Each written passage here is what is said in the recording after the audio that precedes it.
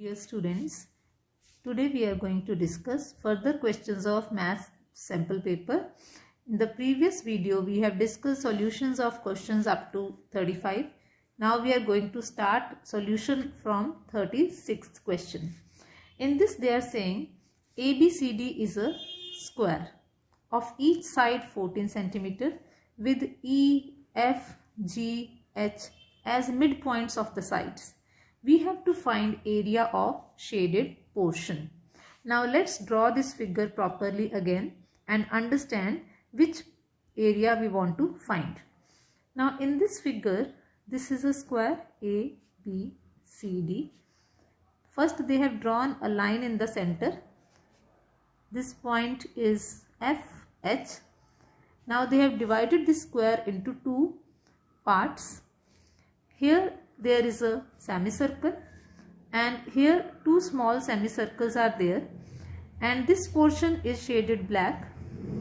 Similarly, this portion is shaded black. Now you observe carefully how much portion is shaded.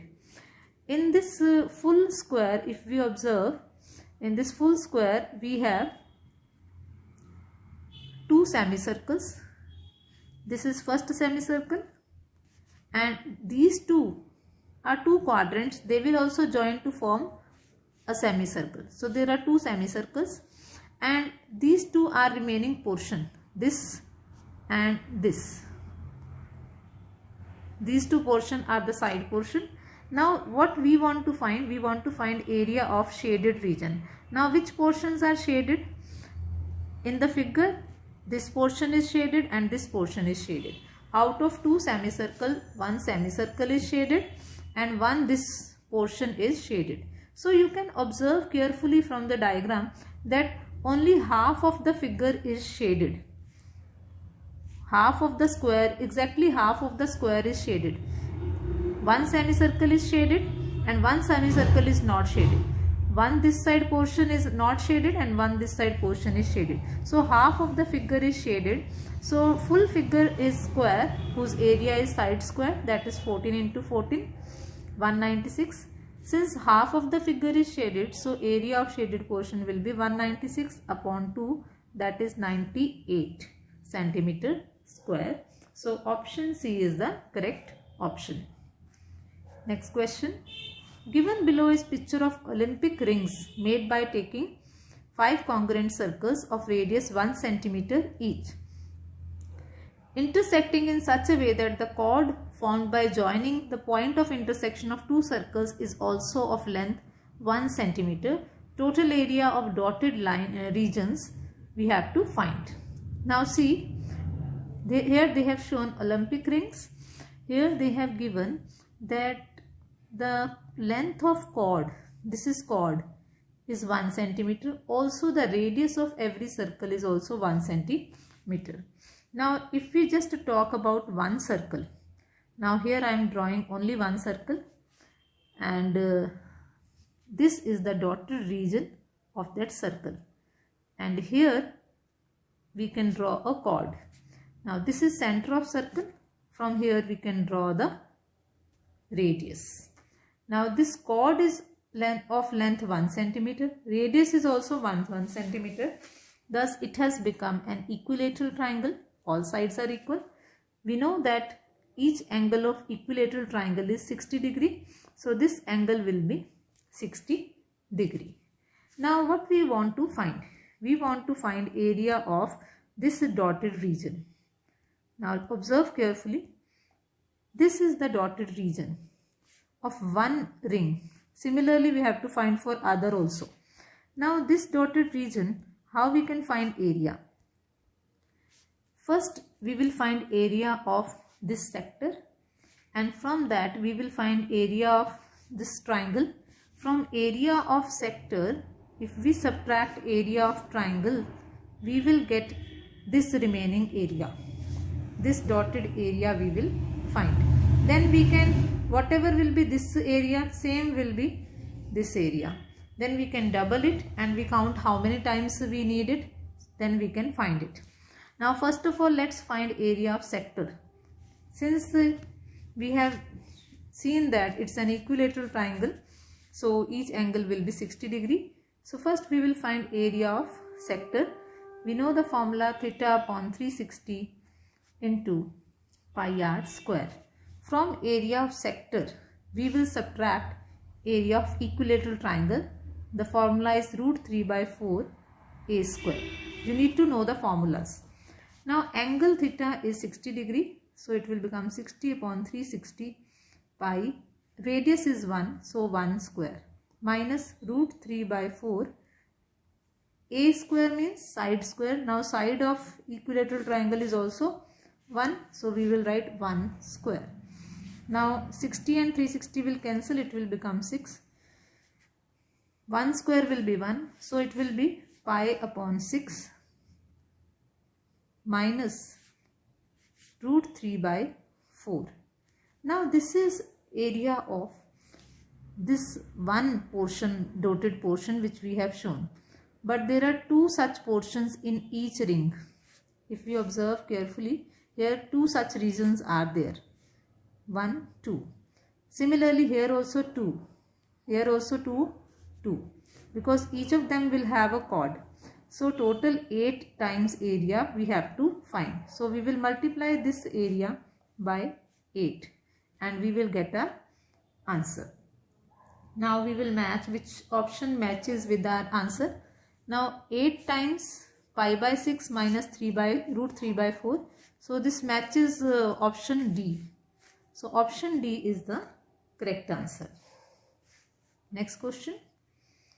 If 2 and half are the zeros of px square plus 5x plus r, then we are given that 2 and half are zeros of this equation, this expression. If these are zeros of this expression, we know sum of zeros is minus b upon a and product of zeros is c upon a. We will use this formula. Now sum of zeros, we will add these two zeros, 2 plus half, that is sum of zeros. It should be equal to minus b upon a. Minus b means minus 5 upon a means p. If we solve it, we can find 5 by 2 equals to minus 5 by p, or 5 will cancel, p will be equals to minus 2. So p value we have got. Now we will put value in product formula. Product of zeros means we have to multiply them.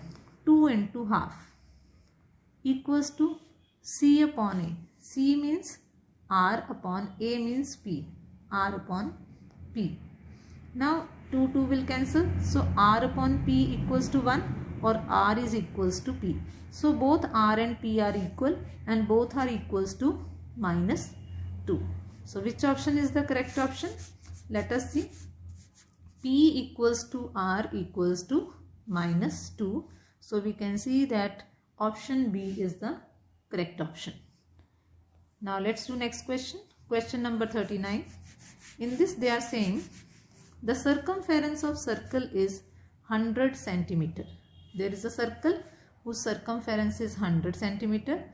Side of square inscribed in the circle. This is a circle and inside this circle a square is inscribed inside it.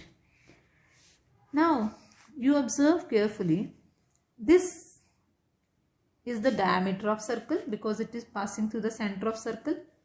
This line which is diameter of circle is diagonal of square. Now for square it will be diagonal. Okay. So diameter of circle is same as diagonal of square. Now we know circumference formula is 2 pi r. So 2 pi r is equals to 100. And we know twice of radius, we can also write it as diameter. 2 times radius is diameter. So from here we can find diameter value is 100 upon pi. I am not putting pi value because in the question you can see in the options also pi is given. So diameter is 100 upon pi.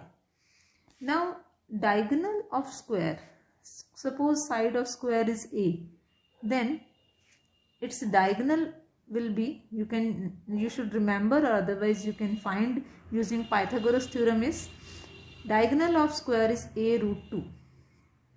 It will be equals to diameter of circle, that is 100 upon pi. So from here we can find the side of square a. So a will be equals to, this root 2 will go down. So a will be 100 upon root 2 pi. Now let us see which option matches. Let's have a look at the options. So we have got the side of square as 100 upon root 2 pi. Let me write it again. A is 100 upon root 2 pi. If we observe all the options, it doesn't match with any of the options. So what we can do, we can remove this root 2 by multiplying it up and down with root 2. So it will become 100 root 2 upon root 2 into root 2 will become 2 pi. Now 2 will cancel. So it will become 50 root 2 upon pi. Now it matches with option C. So option C is the correct option. So this is how you have to solve this sum. Let's do the next sum. Next question is, the number of solutions of 3 raised to power x plus y equals to 243 and 243 raised to power x minus y equals to 3 is. We have to tell how many solutions are possible for these two. Now let us first of all simplify them. First is 3 raised to power x plus y equals to 243. Now we know 243 can be written as 3 power. We can write it as some power of 3. We can write it as 3 power 5. Now if we compare both the sides, we can say that x plus y, this term x plus y will be equals to 5. So we can write x plus y equals to 5. Now let us look at the second one. Here also 243 can be written as 3 power 5, and then we have x minus y also in the power equals to 3. Here no power of 3 is written, means 1 is there. We can write 1. 3 power 1. Now if we compare both the sides, this power and this power should be same, because 3 we can eliminate. So what we are left with, 5 x minus y equals to 1. So on simplifying these two given expressions, we are getting these two equations. First equation we have got, I am writing these equations again. First equation we got x plus y equals to 5. Second equation we have got this, we can simplify it, 5x minus 5y equals to 1. Now we have to tell how many solutions are possible for these two equations. Now let us find a1 upon a2, b1 upon b2, these ratios we will find. So from this, a1 upon a2 is 1 upon 5, no number is here, means 1 is there. b1 upon b2 is 1 upon minus 5. So we can say that, we can see a1 upon a2 is 1 upon 5, b1 upon b2 is minus 1 upon 5. So a1 upon a2 is not equals to b1 upon b2. Since they are not equal, so there is unique solution. So there is unique solution. Unique solution means only one solution is possible. So let us have a look at the options. So only one solution means option B is the correct answer. So option B is right answer. Now we are going to do case study based questions from section C. As you know, there will be 10 questions of 1 mark and you have to attempt any 8 out of these 10. So first case problem is on this figure which is shown here. It shows the path of a diver. You know, when a diver is diving into the pool, it is making this type of path. So this is a parabolic path. So the problem is based on it. Clearly it is a parabola. Annie was standing on diving board 48 feet above water level. Initially when she was standing on diving board, she was at a height of, how much height? 48 feet above water level. Suppose this is water level. So she is standing 48 feet above water level initially, because this is diving board. From here she will jump, she will dive into the pool. Her height above water level at any time t in seconds is given by polynomial. Now with time her height will keep changing. Initially she was at this height 48 feet, and when she will be diving, she will be on the way. You can see different positions they have shown here. So her height will keep changing. So this polynomial equation we are given. Now we have to answer some questions based on it. First question is, what is the value of k? In this polynomial we have to find value of k. Now we know that when initially she was standing on the diving board, her height was 48 feet. She was at this much height, and when she was just standing, she didn't start diving. At that time the time was 0. So when we put time t0 in this polynomial, then height should be 48. So let us put value of h and t in this. Instead of height I am writing 48, and instead of time we have to put 0. So it will become minus 16 into 0 square plus 8 into 0 plus k. So these two terms will become 0, 0. So k value will be 48. So our answer is option C, 48. Next question. At what time will she touch the water in the pool? Now we have to find time. What time she will touch the water in the pool? When she will dive like this, she will touch the water. When she will touch the water, what will be her height from the water? She has touched the water, so height will become 0. We have to find the time when she will touch the water. So you have to imagine and understand, think that when she will touch the water, height will become 0. So in this expression we will put height value 0. Same polynomial equation we will use. Now in this height I am putting 0 because she has touched the water, and time we don't know.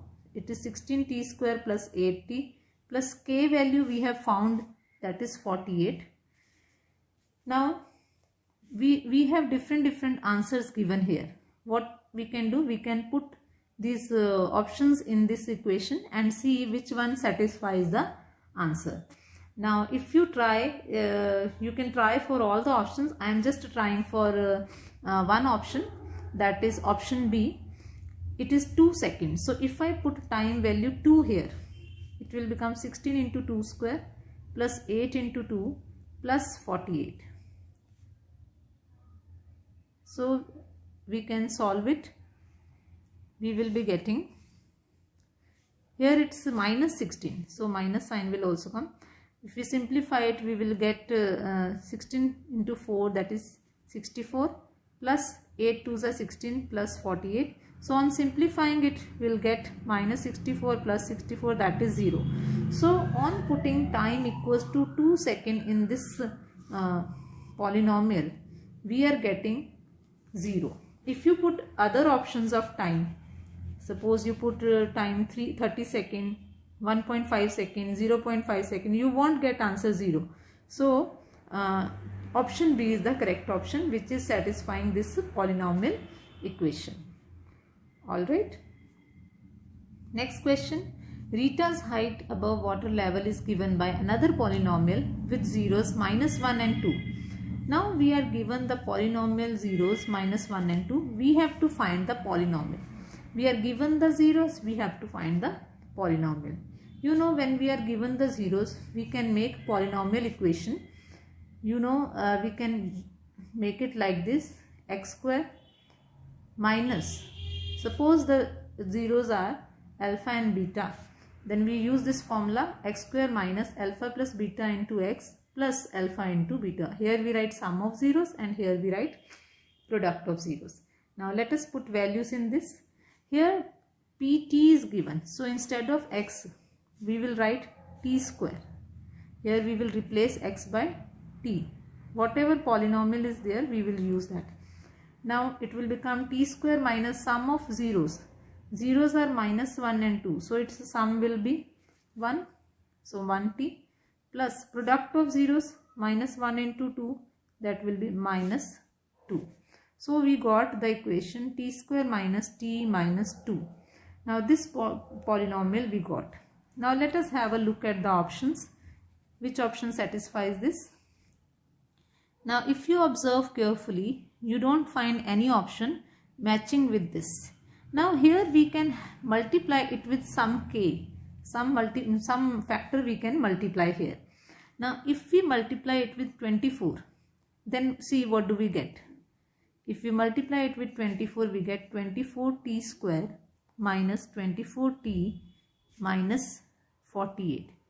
But still it is not matching with any of the options. So option A, B, C is not matching. But in option D we see it's minus 24. So if we multiply it with minus 24, then this equation matches option D. So we may get the same polynomial equation, or we need to multiply some factor and then get the corresponding polynomial equation. So like this we can find from the options. Let's do next question. Next question is a polynomial qt with sum of zeros as 1 and product of 0 minus 6. Now we are given sum of zeros and product of zeros. We have to find qt polynomial. This is exactly same as we have done the previous one. Now again we will write the same formula, t square minus sum of zeros into t plus product of zeros. Now we know sum of zeros is 1. So we will write t square minus 1t plus product of zeros is minus 6. So we will write minus 6 here. So we have got this expression t square minus t minus 6. But it doesn't match with first and second option. Now to get any of the other option, we will multiply it with some factor. So let us multiply it with 8. So if we multiply it with 8, what do we get? 8t square minus 8t minus 48. Still it is not matching with the option D. So in option C we have minus 8. So let us multiply it with minus 8. Then it matches option C. So option C is the correct answer. So question 43 and 44 were exactly same. Let's do next question. The zeros of polynomial this are negative of each other. What does it mean? If one of the zeros of polynomial is alpha, then other zero will be minus alpha, because they said the zeros of the polynomial are negative of each other. Means if one of the zeros is 2, other will be minus 2. But we don't know what is the zero, so we are taking alpha and minus alpha.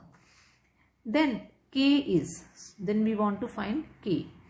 Now we know sum of zeros is if minus b upon a, and product of zeros is c upon a. Now first of all we are using this thing, sum of zeros minus b upon a. Now sum of zeros, if we have taken the zeros as alpha and minus alpha, if I find their sum alpha plus minus alpha, it will be 0 and it will be equals to minus b upon a. From expression we can see that minus b means k minus 3 upon a is minus 12. Now minus minus sign will cancel. This 12 will go up. It will become k minus 3 equals to 0, or k value will be 3. So option A is the correct answer. Now next question.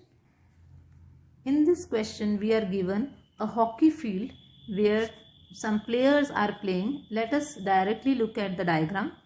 Now you can see that they have shown a hockey field on the graph. So we can see the location of various players A, B, C, D. These all are players. Their positions are marked, and some goalkeepers and all they have shown on the graph. They have shown the coordinate plane. Now we have to find answer to some questions. So first question is the coordinates of centroid of triangle EHJ. Now first of all let us find out triangle EHJ. Now we see here that this is point E, this is point H, and this is point J. If we meet them, we get a triangle like this, EHJ. Now this is point H. Now we want to find coordinates of centroid of this triangle. Now centroid means the point which will be in the center of this triangle. So to find coordinates of centroid, what is the formula? First we need to find coordinates of all 3 points. Now coordinates of point E are 2, 1. We can see this is 2, this is 1. Similarly, we can find coordinates of point H. Coordinates of point H are -2, 4, and coordinates of point J are -2, -2. Now, to find centroid of a triangle, what formula we are having? x1 plus x2 plus x3 upon 3. To find x coordinate, we have this formula, and to find y coordinate, we will use y1 plus y2 plus y3 upon 3. Now let us find x1, x2, x3. x1, x2, x3. So we will add them. 2 plus -2 upon 3. So 2 will cancel. So we will get -2 by 3. This is x coordinate. Similarly, we can find y coordinate. Y coordinate, we will add 4, 1 and -2. So it will become 4 plus 1 -2 upon 3. 4 plus 1 is 5, -2 is 3 upon 3, that is 1. So the centroid of triangle EHJ is -2 by 3 upon 1. So let us have a look at the option. -2 by 3 upon 1, 1. This is option C. So option C is the correct answer. Sorry, it's option A. -2 by 3. So option A is the correct answer. Now let's do next question. In next question, they are saying if a player P, there is a player P, needs to be at equal distance from A and G. It should be at equal distance from A and G. Suppose this is the point of A and G. Then P should be at equal distance from A and G such that APG are in straight line. As I have shown them in the figure, they are in straight line. Then position of P will be. Now you know that P will be at equal distance from these two players if and only if P is in the mid of it. So P should be in the center of it. Now we can find position of P, means we have to find coordinates of P. How we can find? We can find coordinates of P by using midpoint formula. First we should find coordinates of A and G. Let us find coordinates of A and G from graph. In graph we can see that this is point A and this is point G. Now we can see the coordinates of point A are 3, 6 and coordinates of point G are 1, -3. Now let us use these values to find coordinates of player P. This is 3, 6 and this is -1, 3. Sorry, 1, -3. This is 3, 6 and this is 1, -3. Now using midpoint formula, we know midpoint formula is x1 plus x2 by 2. Similarly, y1 plus y2 by 2. Now x1 is 3 plus 1, 4 by 2, that will be 2. Similarly, we can find y coordinate 6 plus -3. 6 minus 3 is 3 by 2. So the coordinates of point P will be 2, 3 by 2. Option C is the correct option. Let's do next question. Next question is the point on x-axis equidistant from I and E. There are 2 points I and E. We have to find a point on x-axis.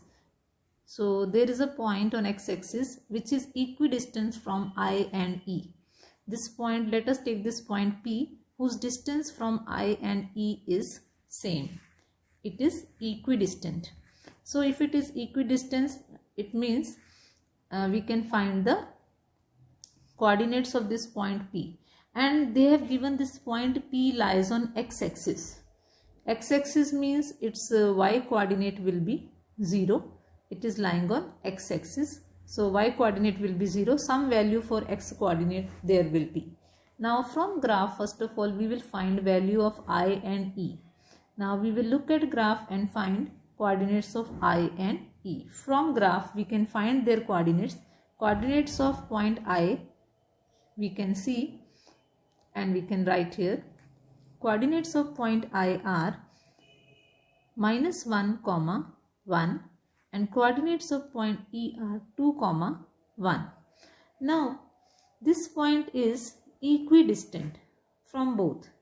Since it is equidistant, so its ratio will be 1:1. It is dividing this line which is joining I and E in 1:1. So it is just like the midpoint. Whenever ratio is 1:1, we can take it like midpoint. Now we know that to find x coordinate, we have to use formula x1 plus x2 by 2. Now x1 is -1, x2 is 2. So putting its values here, we will get -1 plus 2 upon 2. Solving it, we will get x equals to 1 by 2. So x value is half, and we already know this point is lying on x-axis, so y coordinate will be 0. So the answer for the position of point P will be half, 0. So option A is the correct option. Let's do next question. Next question is, what are the coordinates of position of a player Q? There is a player Q. We have to find its position such that his distance from K is twice his distance from E. We can draw a diagram like this. There is a player Q whose distance from point K is twice. Twice means double its distance from E. Suppose its distance from E is 1. Then its distance from point K is 2. So the ratio in which Q is dividing this line is 2:1. It's given that K, Q, E are collinear. Collinear means they are lying on the same line. So it is dividing this line in 2:1. Now we want to find coordinates of this point Q. So first we will find coordinates of K and E from the graph. Now let us see.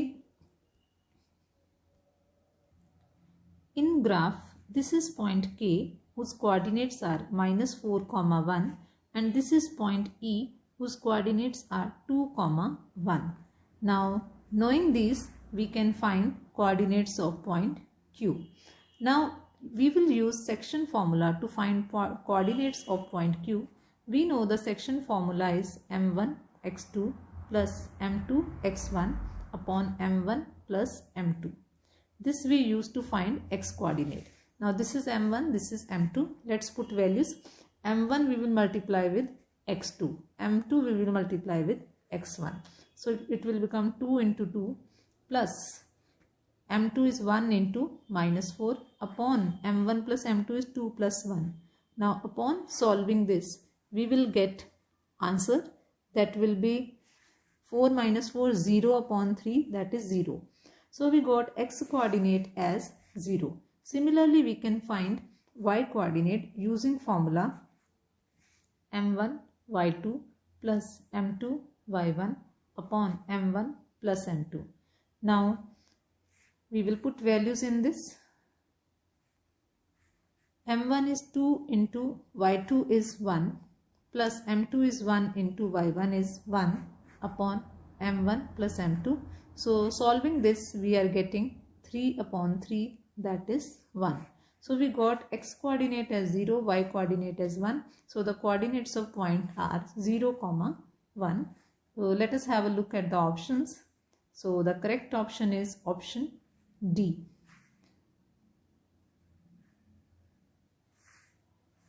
This is question number 49. So correct option is option B.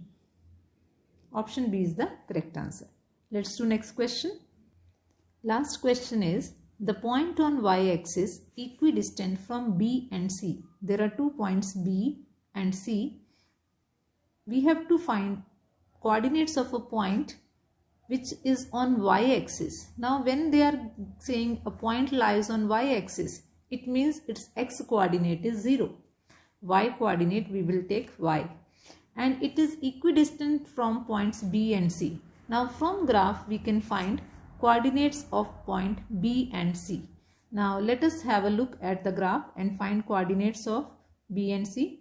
If we look at the graph, this is point B whose coordinates are 4, 3, and this is point C whose coordinates are 4, -1. Now let us find coordinates of this point P.